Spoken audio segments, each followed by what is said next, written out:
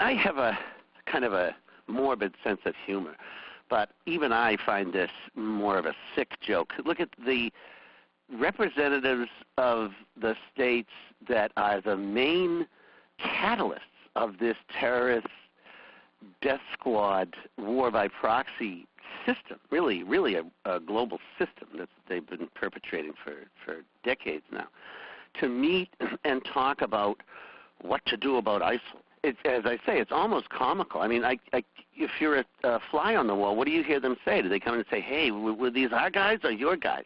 Or the other guys? Oops. You know, and it is a shocking turn of events that it would be an intrusion into the heart of white Europe that stirs this kind of outrage. Of course, you know, terrorists, victims of terrorism everywhere deserve sympathy. You know, there's no question about that. But when, you know, 200 plus Russians were blown out of the sky, Obama not only didn't call it an attack on all of humanity, he didn't bother to call President Putin at all. You know, so it calls into question some of the response to it, and the outrage that it spawns is not only indicative of the hierarchy of victimhood in the war of terrorism, but also a pointer into, you know, what needs to happen from this.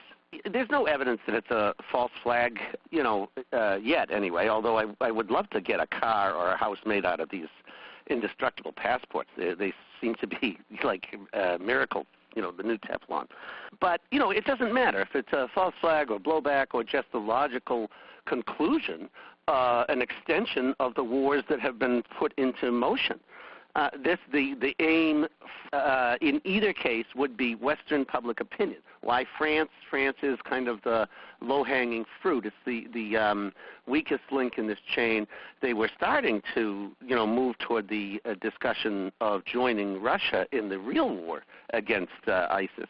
And of course, the thing that whether we're talking about this fraudulent, you know, meeting between Salman and Obama as being somehow pivotal to the war on ISIL or ISIS or whatever, you know, it doesn't matter in the sense that ISIS is only part of the picture. Whether or not you agree that it's their baby or their baby's cousin or their baby's half-sibling or some sort of offshoot, it is definitely part of this overarching system, this gulag of terrorist, you know, death squads that have been part and parcel of U.S. imperial foreign policy since at least the 50s.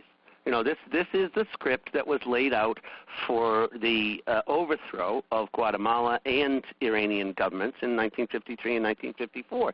And it hasn't changed a single bit.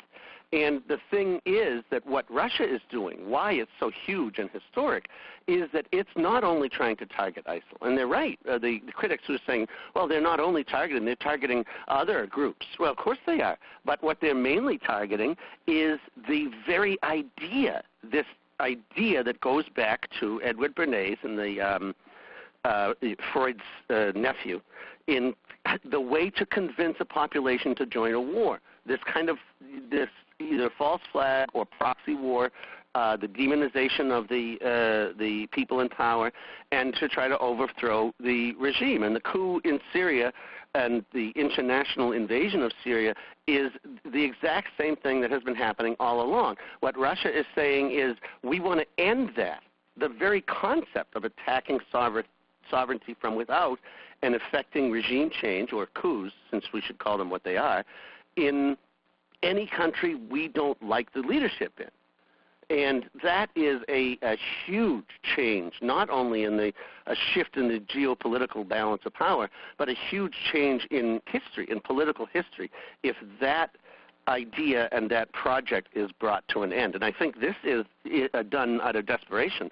I think it is they are on the verge of defeat, not only ISIS, but this concept. And that is a wonderful and incredible victory for humankind, if and when it comes about.